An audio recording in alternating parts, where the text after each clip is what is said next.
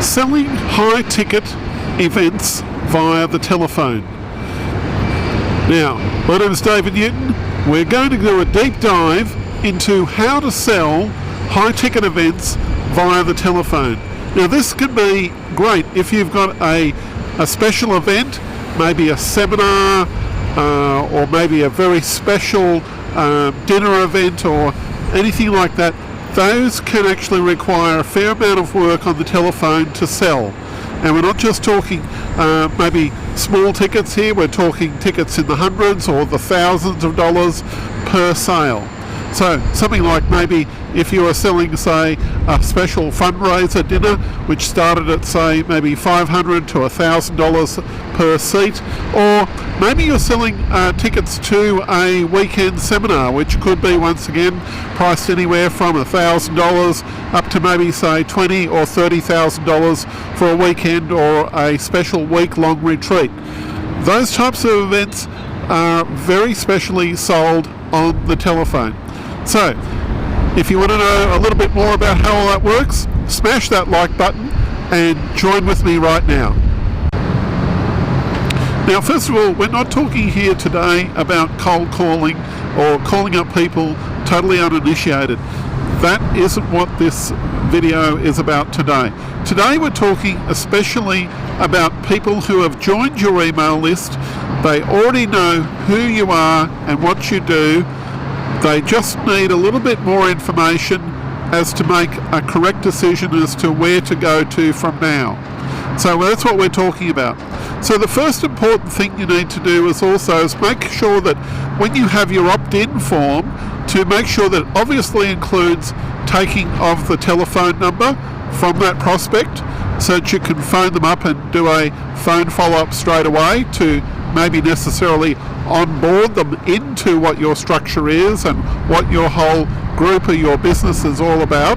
That's going to be the first vital thing that you're going to need to achieve. Now, if they have joined up for a specific event, or they've inquired about a particular course or a particular high ticket product, and we're talking here something once again that could be in the hundreds to the thousands or the decαθousands, right?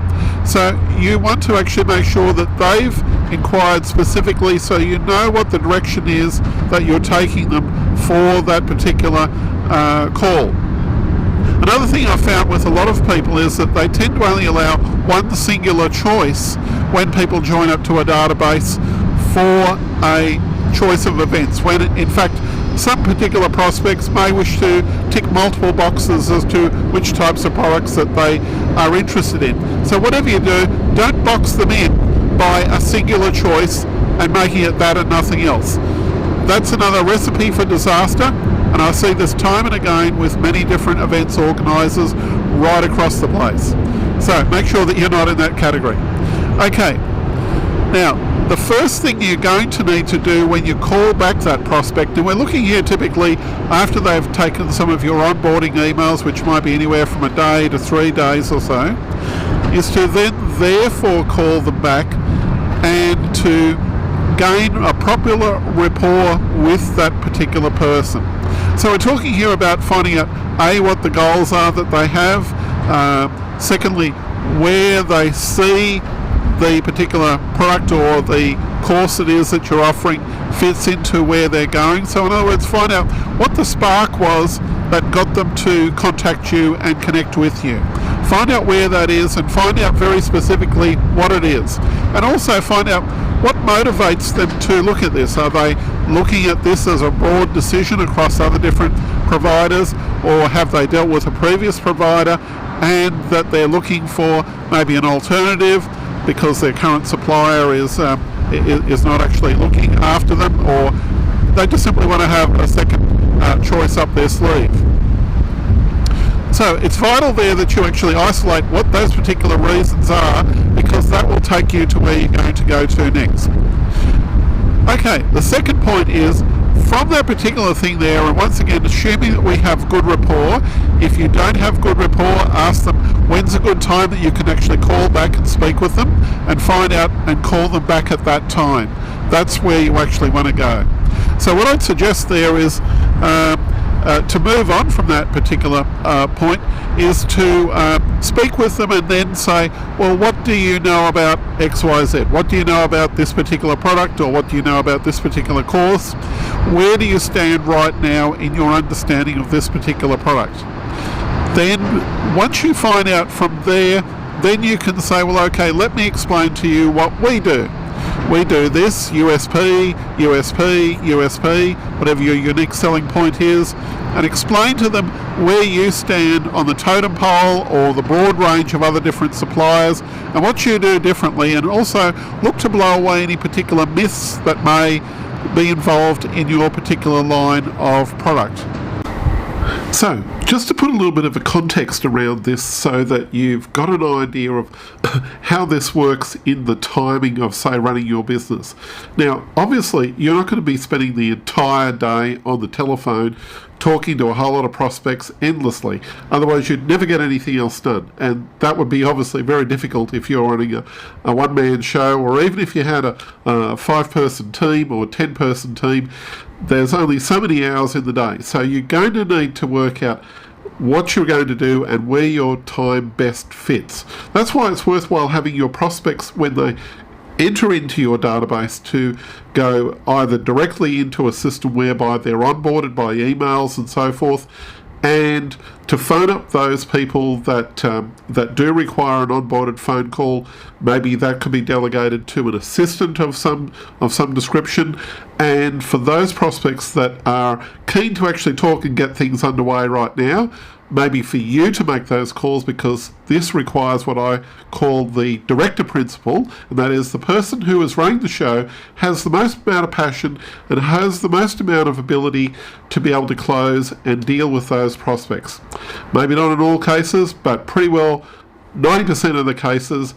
If you're running the business, you have the most vested interest in being able to connect with the people that are going to buy, and to deal with them and to sell them your event. After all, it's your baby. So make sure that you've got the passion there and that you're willing to follow through. What I would suggest is to look at it from a time perspective of maybe, say, 2, 3, maybe a max of 4 hours of your day that you'll invest in following up these prospects, either via Zoom calls or telephone calls or similar, in order to facilitate filling your events and to make sure that all the other things work. If you do want to scale your business to a later stage, it's to work out and maybe document exactly what you're doing that is going to work, and to go through those stages so that you can transfer that kind of authority to someone else or to other people to assist you with filling your events on an ongoing basis. But remember, it's always good to actually have your finger in the pie and still do some of those calls yourself, because then you'll be able to understand what objections are happening, how your marketing's working, those types of things. So bear that in mind. Okay, let's get back to the rest. You see, your goal that you've actually got for having that conversation is to get in as deep as possible to understand why and the motivations behind what your prospect is actually thinking, and to see if, first of all, that there's a good match between what they want and what you're able to deliver on the other hand. If you can't get that match to join together, it's going to be very difficult to actually achieve making a sale of that ticket or that particular event that you're selling. So make sure that you get very clear on being able to understand what your prospect wants, and to be able to see, well, okay, Mr. or Mrs. Jones, this will help you because we work with clients like yourself who blah, blah, blah, blah, blah. And make sure that you get in very clearly as to what their objectives are, and also to have an understanding as to, on your side of the fence, to understand what type of prospect that you want to speak to, and what qualifies them, of course, as to being a particular prospect. Is it because they have a particular income level, maybe their business sees things in a particular way, they've tried other different suppliers who maybe cut corners or have to because they're dealing things at a cheaper level, and they want something that's maybe top class, so they're going for the top class type of buy. So therefore, you have to work very closely to find out if what you've got meets them, and also to let them be aware that you're seeking to get a match across a broad range of different values. Once you've got that, then it's easy to lock in where you are. Okay, moving on to actually the close. And yes, this is important. As I often say, it's not the closing of a sale, it's the beginning of a relationship, and yes, that is absolutely true. However, at some stage you do have to move it to a proceeding whereby you're going to either take some kind of a deposit or some kind of a payment, and to make sure that your system is either set up electronically for some kind of a sales landing page, or the ability to enter the prospect's details in so that you've actually got their payment details, and you can proceed to step number 2, step number 3, and so forth. So it's vital that you have that set up for your business. You can't merely do this in this modern day and age and expect to deal with something whereby, oh okay, Miss Jones or Mr. Jones, yeah, yes, you can come into our store and do this, blah blah blah. No, set it up properly electronically and make sure that everything runs smoothly and it totally works from the moment that you want to start going down this particular procedure. Otherwise, you'll miss particular opportunities there because you weren't prepared properly. So make sure that your systems work basically seamlessly.